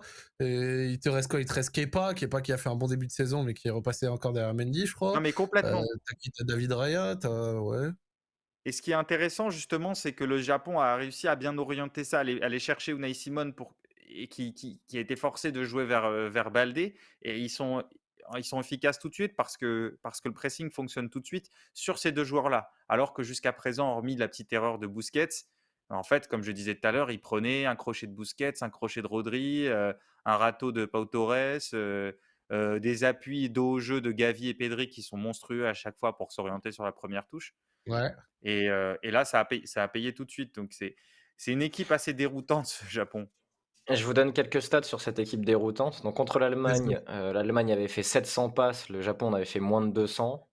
Victoire 2-1 avec 12 tirs, 3 grosses occasions, C'est 2 buts. 1080 passes ce soir. Ouais. Et là, l'Espagne a claqué 1050 passes, le Japon est à 220 passes, 6 tirs pour le Japon, 2 buts. Donc voilà, il y a quand même une grosse efficacité. Et c'est vrai que ça donne envie Ouais, de les voir un peu plus présents offensivement. Mais bon, contre le Costa Rica, ils ont dû faire le jeu et ça a été très compliqué. Donc carrément. on verra ce qui se passe contre la Croatie qui aura sans doute le ballon, hein, je pense, contre le Japon. Par contre, je pense que là, il y aura plus d'occasions pour le Japon s'ils se montrent offensifs et ambitieux plus tôt dans le match et qu'ils attendent pas la Oui. 50e minute. Qu'ils arrêtent la tactique de la mi-temps sur deux, parce qu'à force de faire la mi-temps sur deux, à un moment, tu vas rentrer à la mi-temps, il y aura 3-0 et ce sera déjà un peu Peut-être. plus chaud dans le cas. Et surtout, je pense qu'avec à la Coupe du Monde, avec seulement 3 remplaçants sur les précédentes Coupes du Monde, il ne peut pas faire ça. Mais je me demande à quel point cette possibilité-là de changer la moitié en fait, des Ouverte, joueurs de champ ouais. a pas aussi changé à l'approche de certains coachs. C'est vraiment, il y a vraiment une curiosité autour de ce que fait ce sélectionneur sur cette Quand Coupe je du vois Monde. ça, je regrette limite d'avoir vendu Mitoma sur FM au bout de 4 semaines. Voilà. Donc, on discute et tout, mais ça mène nécessairement au dernier match de la soirée, Costa Rica-Allemagne, un match haut en couleur, haut en sensation, qui a failli faire sensation. Et en fait, en parlant de sensation, j'ai une sensation un peu bizarre, mais qui a été bien décrite par Christophe Kuchli, l'immense. Quand j'ai vu sortir, je me suis dit, ah, c'est ça, oui, c'est un peu ça. En voyant l'Allemagne sortir, franchement, j'ai eu un goût bizarre dans la bouche. Un goût de c'est un échec, bien évidemment, mais cette équipe, elle n'a pas été si dégueu que ça, en réalité, je trouve, tu vois. Malgré une défaite en deuxième mi-temps face au Japon, malgré un nul face à l'Espagne, où en deuxième mi-temps, ils sont beaux aussi, malgré ce soir, une victoire où ils perdent pendant l'avant, mais en deuxième mi-temps, ils leur repassent, sacrément les deuxième mi-temps, mais ils leur repassent devant et pas qu'à moitié. Euh, Qu'est-ce qu'il a dit, l'ami Christophe Kuchli? Je ne tweete pas directement parce que j'ai peur du chantier dans les mentions, mais pour moi, l'Allemagne était la meilleure équipe du groupe et avait une bonne gueule de vainqueur final. Mais Alors, je ne vais pas aller sur le débat est-ce que l'Allemagne avait une gueule de vainqueur final ou pas, parce que sinon elle n'est pas sortie. Mais à mon sens, c'est vrai que l'Allemagne qui sort, c'est assez étonnant parce que elle a pas été immonde non plus lors de ces phases de groupe. Voilà. Qu'est-ce que vous en Ah pensez de ce ben take? écoute, déjà, tu fais bien de citer, le toujours excellent Christophe, dans cette émission. qui nous regarde, Zach, et qui est touché par ta dédicace. Ah, bah, Ah ben, on le dédicace à toi, Il m'a salue. Christophe, j'avoue que m'a envoyé un message, donc voilà. On ça le fait plaisir. salue et au-delà du goût pour la provoque qu'il peut parfois avoir, je pense qu'il est pas loin de la justesse, là, sur ce coup. Il est enfin, je suis plutôt d'accord avec lui, heu, parce qu'effectivement, si on dit que l'Espagne a pas joué à fond contre le Japon, ça veut dire qu'en gros, il y aurait pu y avoir un autre résultat sur ce match Espagne-Japon et si le Japon gagne pas, l'Allemagne passe, tu vois? Et donc on n'a pas pour avec exactement le même match de l'Allemagne, Ouais. c'est-à-dire avec exactement le On même n'a pas match le et même, le même ouais, score, on n'a pas le on même n'a truc pas le final. même on n'a pas la même conclusion, c'est-à-dire on n'a pas l'élimination de l'Allemagne et ce qui est clair, ce qu'il faut dire, c'est que l'Allemagne est l'équipe qui s'est créé le plus d'occasions sur cette coupe du monde. C'est, 70 tirs en 3 matchs, hein. voilà et en plus avec, c'est pas des tirs, elle a pas arrosé, hein, c'est plus de 3 expected goals, contre le Japon. Alors ça fait pas tout, mais c'est juste pour donner la qualité des tirs qu'ils ont. Plus d'un expected goals contre l'Espagne, plus de 6 contre le Costa Rica encore ce soir. Heu, Alors c'est simple, c'est une équipe à tous les matchs, ils ont eu au moins 2 fois plus d'occasions que l'adversaire. Contre le Japon, ils ont 2 voilà fois plus d'XG, contre l'Espagne, ils en ont 2 fois plus avec moins d'occasions et là contre le Costa Rica, ils finissent à 6 XG, je crois. Alors ça vaut ce que C'est ça vaut dingue. les XG, mais ils ont croqué de fou, quoi. et contre le Ouais, Japon, s'il y a 2 ou 3-0 à la mi-temps, c'est franchement, c'est pas du tout un scandale. Voilà, après l'interrogation qu'il y a, c'est vas-y. terrible le foot, c'est que on l'a dit, l'Allemagne fait souvent des matchs, c'est une équipe qui fait des matchs, je vais pas dire ouverts, mais où il se passe beaucoup de choses, où il se passe Ouais, plusieurs Flick est un peu comme ça. Une fois, j'avais dit la métaphore de la boxe. En gros, Flick, il vient se battre contre toi, il dit: «On se frappe chacun notre tour, sauf que moi, je vais frapper plus fort» ouais. et l'Allemagne a ce pari-là. En fait, il y a beaucoup de coups dans ces matchs, beaucoup d'occasions. Ils en ont toujours plus que l'adversaire, mais cette fois, ils marquent pas. Donc et là, je pense que tu as typiquement des mecs comme, philosophiquement, des mecs comme Fernando Santos, par exemple, le sélectionneur du Portugal, qui va Lui, c'est le dire: moins «Ah d'événements bah, possible dans le match. vous voyez, c'est pas si con, moi, il se passe beaucoup moins de trucs dans mon match». Alors mais pourtant, il a pas raison à chaque fois non plus. Donc je sais qu'avec l'émotion, le score et cetera, on a envie de tirer des conclusions et cetera et c'est clairement un échec, l'élimination de Ah oui, l'Allemagne. totalement, bah, Mais totalement. ça veut pas dire qu'il faut tout jeter, ça veut pas dire qu'elle a été mauvaise et franchement, moi, c'est une équipe, là, avant ce soir, moi, je la mettais encore dans les favoris, vu le match qu'ils avaient fait contre l'Espagne. C'est pour ça que je rejoins ce que disait Christophe, peut-être pas la favorite, pour la raison que je viens d'exposer, c'est-à-dire l'ouverture de ces matchs. Ouais, Mais mais mais voilà, c'est quand même parmi les éliminés, ce sera l'équipe la plus forte et pas seulement sur le papier, sur aussi ce qu'elle a produit. très bien. Raphaël, tu es d'accord avec tout ça?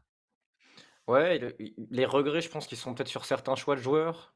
La confiance accordée à Müller à chaque fois, qui Oui. là, sort, Havertz rentre et il casse tout, par exemple, tu vois? Des fois Très comme grande entrée ça. d'inverse. La compétition de Manuel Neuer, très, très compliquée. Contre le Japon, il passe à côté. Contre le Costa Rica, il passe à côté sur 2 buts encore.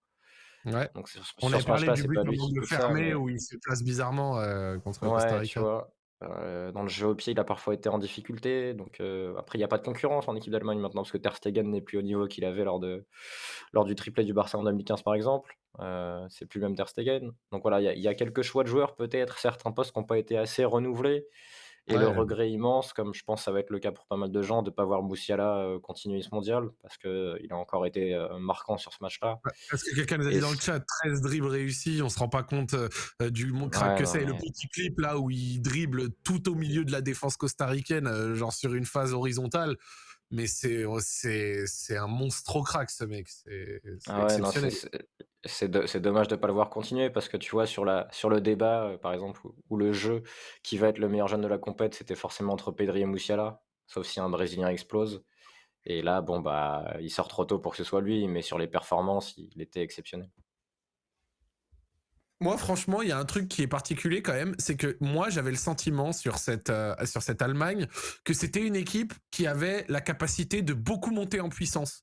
Et en fait, de monter en puissance au fur et à mesure que la recette était affinée. Donc, on se rappelle quand même qu'ils commencent la compétition juste histoire d'eux. Et c'est là où Hansi Flick, tu peux quand même regretter qu'il ait peut-être pas trouvé la bonne formule dès le début.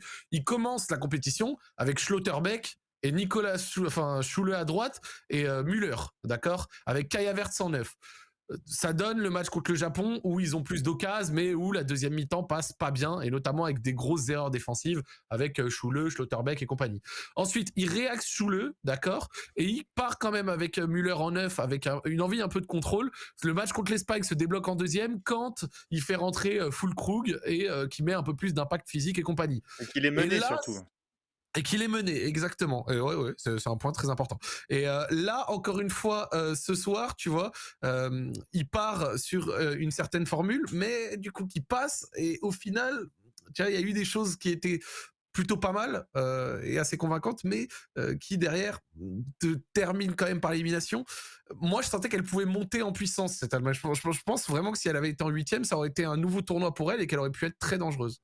Voilà, c'est vraiment le sentiment que j'ai, mais il y a quand même un truc que je voulais noter, voilà, c'est ça que j'ai failli finir par ce que je voulais dire, c'est que défensivement, elle aura quand même été sacrément fébrile. On finit quand même sur 5 buts encaissés en 3 matchs. T'as parlé de Neuer, on peut parler de la défense. Ouais, mais c'est lié à Heureusement, sa manière de jouer. totalement, mais heureusement qu'elle a quand même Rudiger, tu vois, qui a été vraiment bon, mais c'est vrai que défensivement, c'était pas la folie. Tu vois, on parlait de la solidité du Brésil, qui en est toujours à 0 tir cadré en 2 matchs, donc le Brésil qui joue demain. Mmh. Et on disait aussi, on expliquait comment le Brésil attaque de manière plus prudente. Ouais, avec des Le latéraux qui nombre de rotent pas joueurs qui est, beaucoup. tu vois, voilà, le nombre de, il y a un latéral qui vient fermer, l'autre latéral monte pas forcément beaucoup, comme tu dis, euh, et ça joue. Et du coup, devant le Brésil, les gens peuvent aussi se dire, ah ben c'est un peu plus chiant, ah ils m'ont pas impressionné, etc. Donc voilà, c'est des, comment dire, c'est les coachs qui font un peu leur balance entre tout ça. Et Flick, il est plutôt du genre à ben, essayer de créer, et c'est ce qu'il fait d'ailleurs. L'Allemagne s'est créé énormément d'occasions. Elle en concède un peu plus que les autres. Il y a sans doute peut-être pas la plus grande qualité chez ses défenseurs, mais si elle attaquait Ouais, comme le Brésil, bon, bah, c'est sûr qu'elle concéderait moins d'occasions, ça c'est certain. de manière Tu plus vois, contrôlée, ou des fois ses attaquants seraient voilà, mais plus c'était en pas son infériorité et tout. identité. C'est vrai que Voilà, c'est David pas Raum son est beaucoup monté, identité. ouais. Non, je dis pas, parce qu'on me demande est-ce que l'Allemagne a été trop ambitieuse dans son approche. Évidemment que Flick va se poser la question parce que finalement, le résultat est pas au bout. Mais bon, et encore une fois, ça se joue quand même là. Si l'Espagne bat ou fait match nul avec le Japon, on ne dit pas que Flick s'est gouré. Ils vont en huitième, ils croisent je ne sais pas quelle équipe et potentiellement ça peut aller loin. Donc il faut faire attention. On a vu plusieurs types d'équipes aller loin dans des compétitions. Euh, mais c'est vrai quand même, ce qu'il faut dire, c'est que les équipes qui vont loin récemment en Coupe du Monde, même l'Allemagne de 2014, c'est des équipes avec un meilleur contrôle. Ok, Alors c'est vrai. Flick a gagné la Ligue des Champions comme ça. Il a gagné la Ligue des Champions. Alors pas exactement dans la même façon de jouer, mais on va dire dans l'approche philosophique de jeu. Pas Il pas a gagné pas la la Ligue des même Champions comme ça. pas la même ligne défensive non plus, hein, Ouais, Yann, et c'est important, hein. Exactement, pas le même nombre, pas les mêmes, et avec Lewandowski devant aussi, ouais. d'ailleurs. Ah, la Babou Et Ateng. donc un 9 plus, donc des 2 côtés dans ces 2 surfaces, il avait des joueurs d'une meilleure qualité. Mais sur les coupes du monde, les grosses équipes, celles qui ont gagné, celles qui sont allées loin, bah, mine de rien, c'est des équipes souvent qui sont plus en contrôle, où le rythme du match est un peu plus faible. À mon avis, hein, si tu prends le Portugal de l'Euro 2016, la Coupe du Monde 2018, de l'équipe de France qui est particulière parce qu'elle, c'est une vraie équipe de contre-attaque. Si tu prends Ouais, l'Allemagne de 2014 et même l'Espagne de 2010, bah, je suis désolé, c'est quand même des équipes qui concédaient pas beaucoup d'occasions, souvent parce qu'elles contrôlaient le ballon, oui. parce que le rythme était plus faible. C'était pas les vagues et les vagues, l'aller-retour permanent.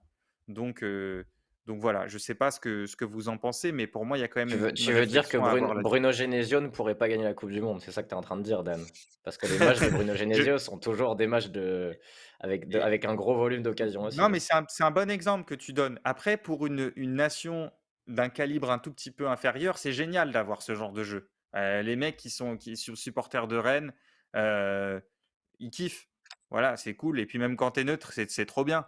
Tu vas voir l'Allemagne jouer, à un moindre niveau évidemment, vas voir jouer Rennes, tu es plutôt content parce que globalement, ça c'est pas forcément enfin, je veux dire, c'est du jeu rythmé, il y a du monde devant, il y a des courses, il se passe beaucoup de choses dans le match.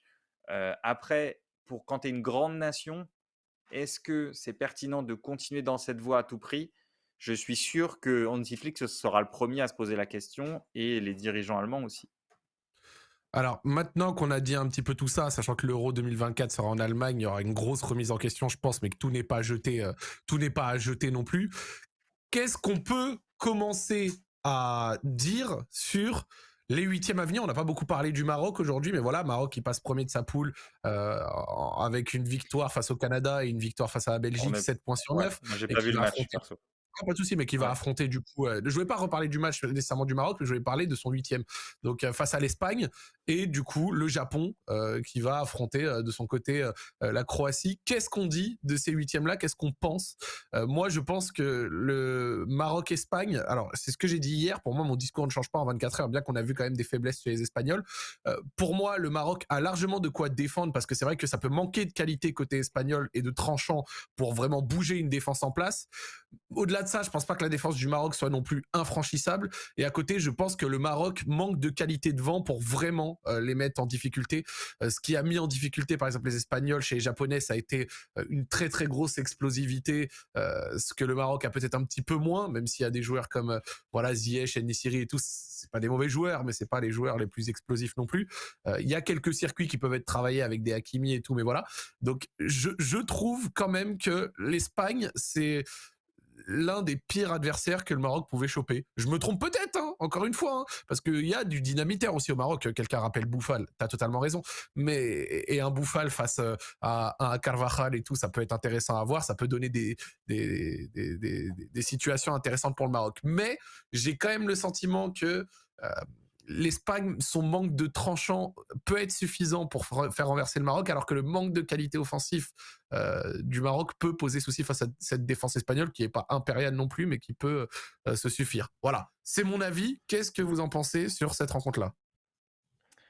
Je pense que l'objectif de Regragui et du Maroc, ça va être le 0-0 à la mi-temps, Ouais, par rapport à ce qu'on a dit des 2 équipes. Le fait que le Maroc a un bloc très solide, peut défendre longtemps assez bas, peut protéger sa surface et il va falloir que le Maroc gratte des coups de pied arrêtés. Et il va falloir qu'il trouve des moyens d'aller gagner des coups de pied arrêtés dans le camp adverse pour mettre ouais, le ballon dans la surface. Tu l'as ouais. dit, tu as parlé d'Hakimi, c'est peut-être le seul joueur qui peut les déborder sur le plan de la vitesse, sur C'est des longues ça. distances, hein, C'est ça j'entends. que je pensais. Ouais. Parce que Bouffal et Ziyech peuvent te mettre un coup de rein, mais après il faut courir jusqu'au but adverse et tu sais que tu vas partir de loin. Donc il va f tu vois, c'est là que ça va te poser souci et c'est pour ça qu'Hakimi, lui, peut partir de loin, mais faut donner le temps à Hakimi de remonter après la récupération de balle et Ouais, il faut ça, pas que Ziyech tue la ligne. à voir comment le Maroc va utiliser ça. Mais la capacité à se créer des coups de pied arrêtés va être très importante parce ça va être, je pense, peut-être la seule possibilité pour le Maroc de marquer. Je crois au Maroc qui tient le 0-0 assez longtemps, tu vois? Je pense qu'ils en sont capables. Mais le truc, c'est qu'à un moment, quand tu as pas d'occasion, le momentum, il est jamais avec toi. Donc il faut qu'ils aient un moment cette possibilité de sortir de leur camp et de mettre le ballon dans la surface. Et là, avec Aguerd, avec Saïs, avec la taille qu'ils ont, avec un Simone qui est pas, tu vois, qui est pas souverain Ah, sur pas ce genre de impérial, ouais. situation, voilà, ça peut être une possibilité. Mais, ça par contre, c'est le match, je pense qu'on connaît son visage, on connaît son histoire tactique. Tu peux déjà écrire une preview et limite écrire l'analyse de la mi-temps en changeant quelques trucs s'il y a un but rapide, mais, ça va être à sens unique sur le plan du jeu, je pense. Ok, ok, ok. Bah, grave intéressant de pouvoir en parler là. On passe sur l'autre, du coup, huitième de finale. Du coup, on est sur Japon-Croatie, des équipes qu'on a pu voir à nouveau aujourd'hui.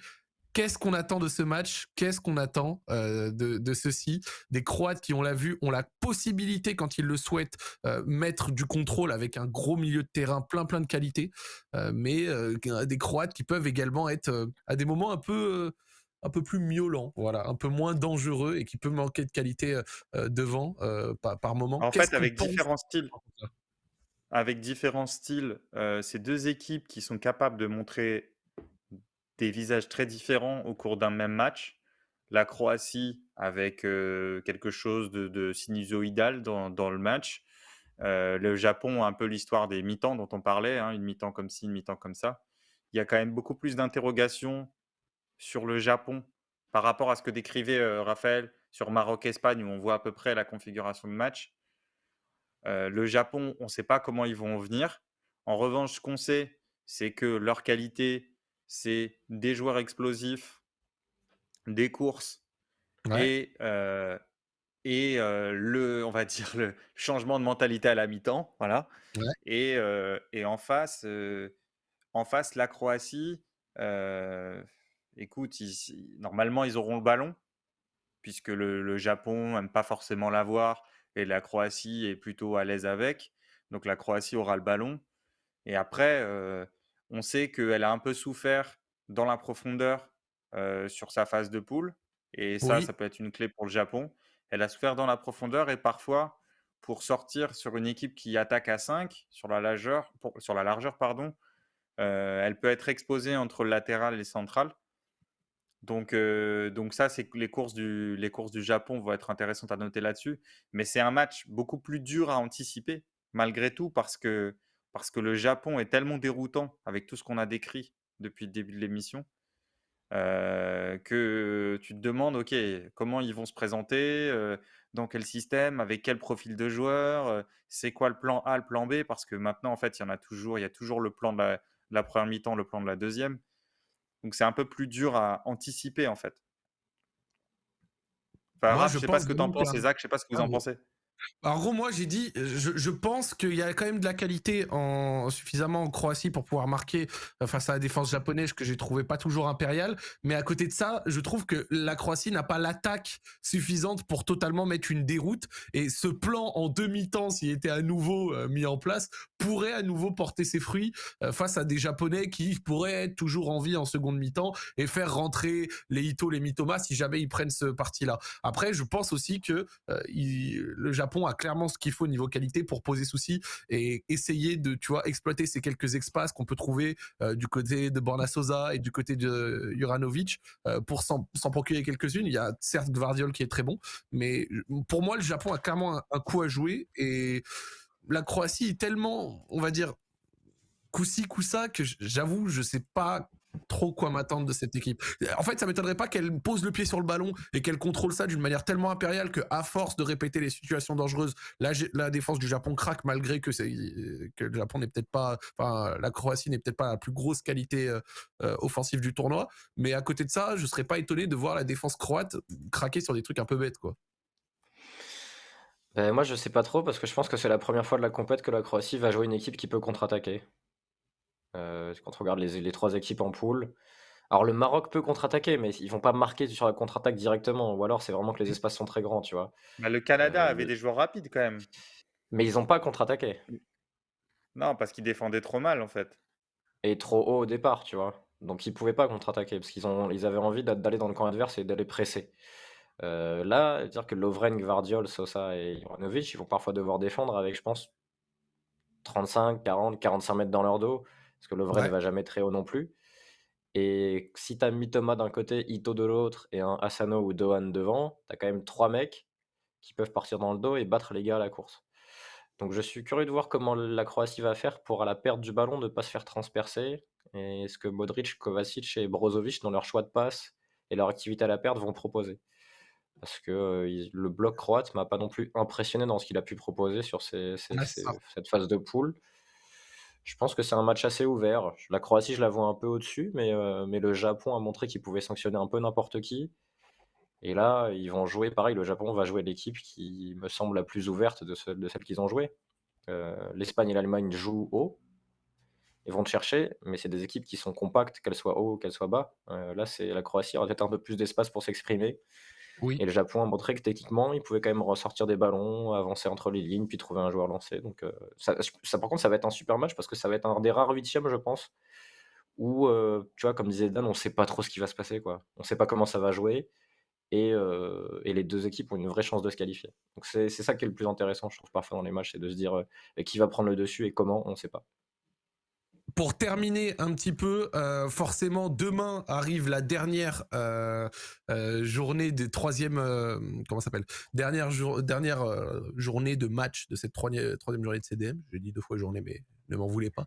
Avec dès 16h, Corée du Sud, Portugal et une affiche qui respire, sans très bon l'histoire, Ghana-Uruguay.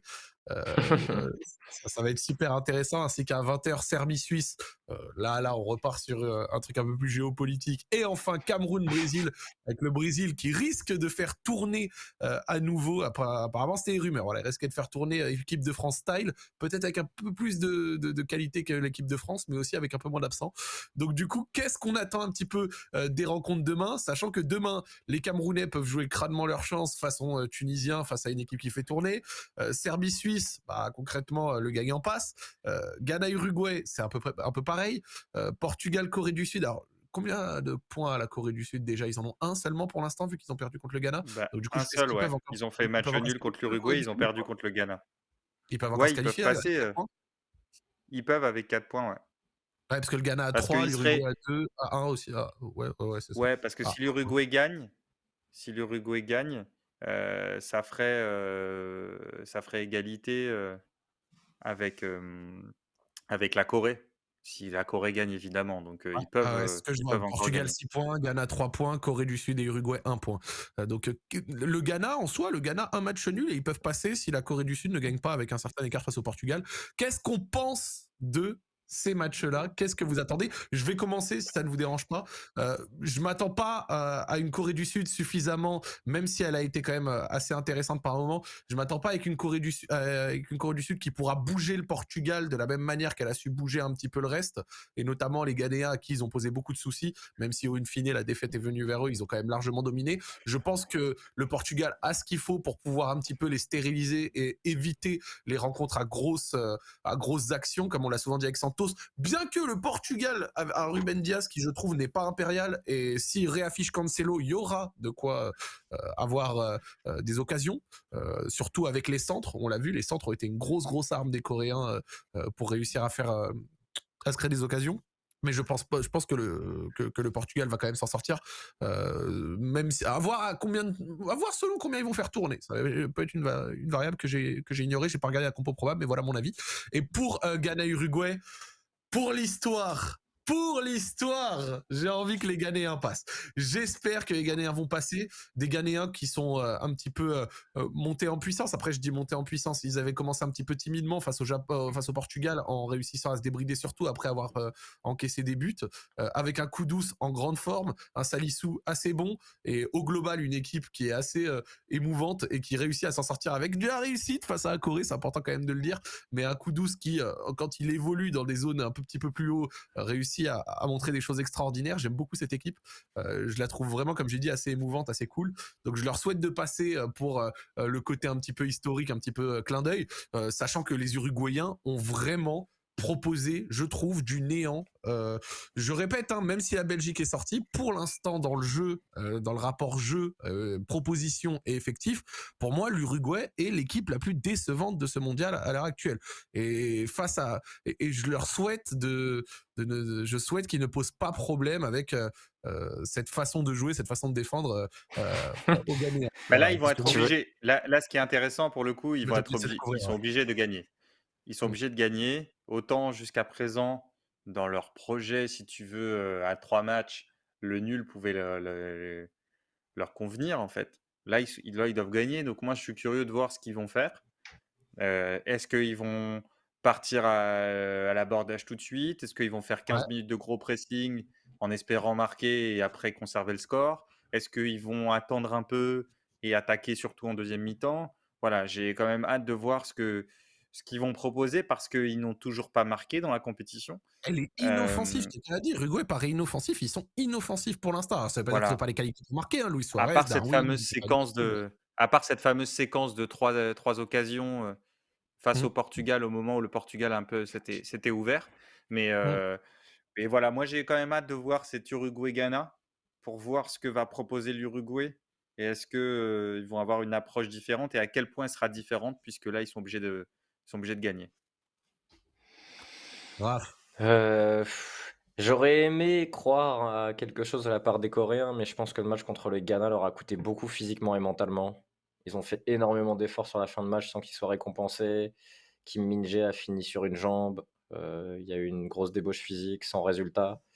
Je pense que ça va être difficile pour eux et de l'autre côté, Ghana-Uruguay, j'aime beaucoup le 11, non pas le 11 ghanéen pardon, mais l'effectif ghanéen. Je pense vraiment que c'est l'équipe africaine la mieux dotée du tournoi. Ouais. La plus complète, qui est capable le plus de jouer le plus de façon différente.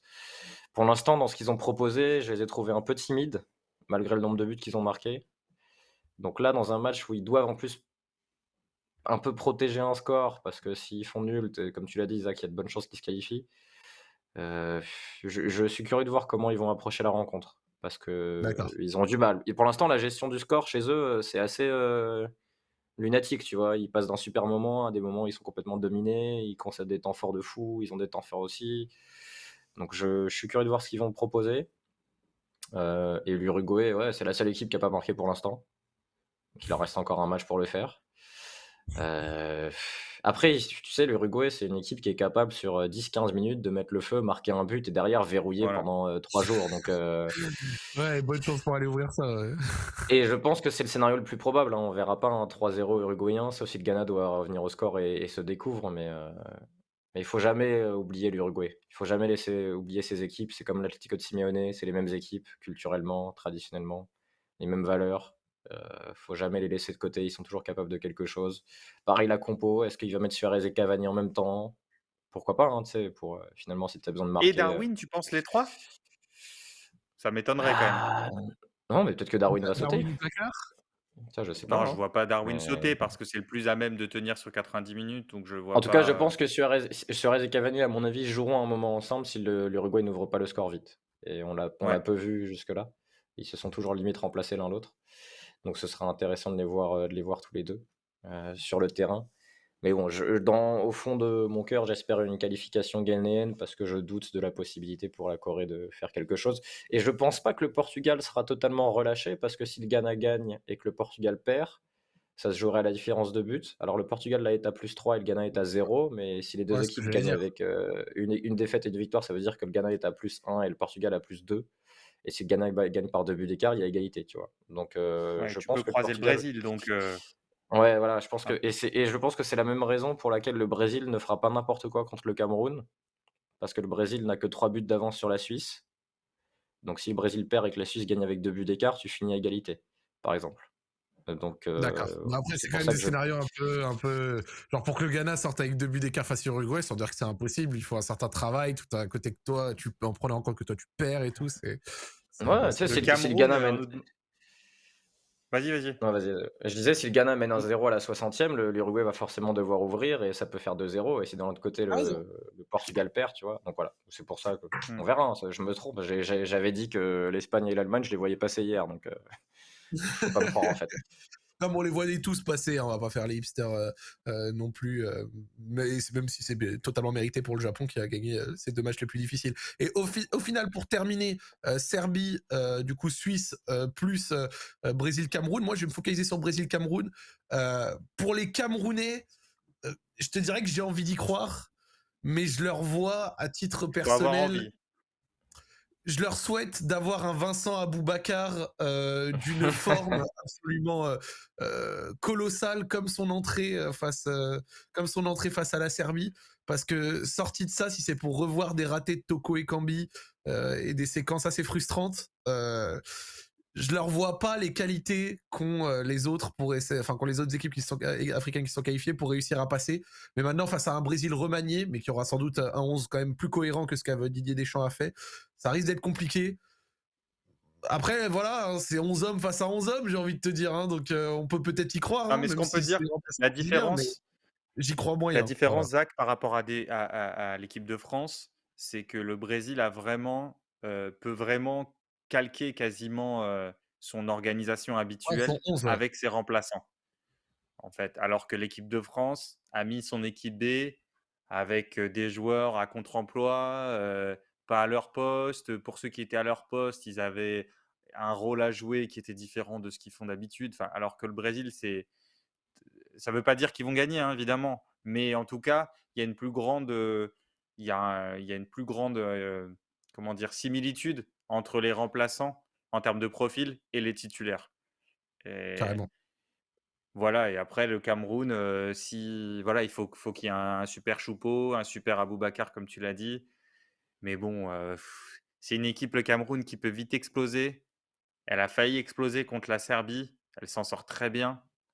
Et parce que la Serbie n'a pas appuyé et elle obtient un nul mérité.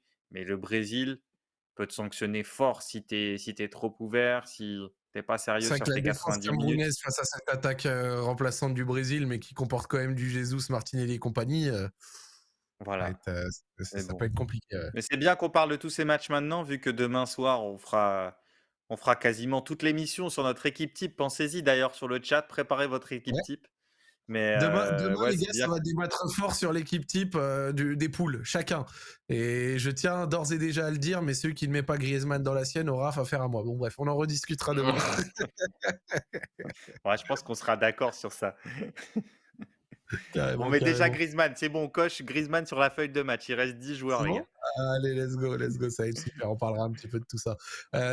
Pour terminer, Serbie-Suisse, je vous cache pas que Serbie-Suisse, je sais pas du tout à quoi m'attendre.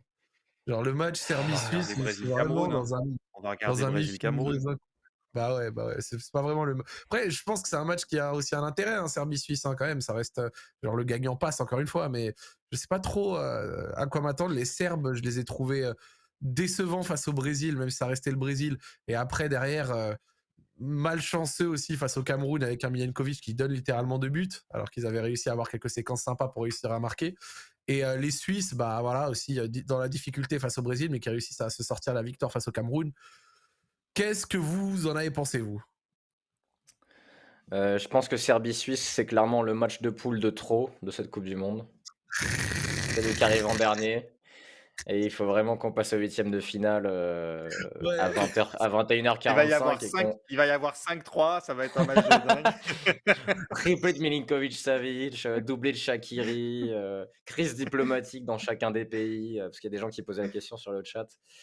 Dans l'équipe suisse, il y a beaucoup de joueurs, d'immigration, balkanique, donc Ouais. kosovars, albanais et du côté de Serbes, du coup, il y a un historique, assez conflictuel avec le Kosovo, avec l'Albanie et les joueurs sont engagés politiquement, notamment Shaqiri, notamment Xhaka et culturellement et du coup, il y a eu plusieurs fois des embrouilles entre les joueurs ou des coups où ça a chauffé, que ce soit sur les réseaux sociaux ou en cours de match. Donc voilà, c'est un match qui va être tendu. Il n'y a pas eu beaucoup de rouge dans cette coupe du monde. Vous savez pas si vous avez remarqué, très peu de rouge. S'il y a un Ok, match où quasiment. il y a Si, un si, rouge si, qui si, doit si, si. tomber, voilà. Il y a eu un Il y seul a eu- rouge, je crois, depuis le début de la Ouais, ce que j'ai dit, compétition. on a eu Je crois que c'est Hennessy, le Hennessy, gardien voilà. Ouais, du Pays de Hennessy, Galles.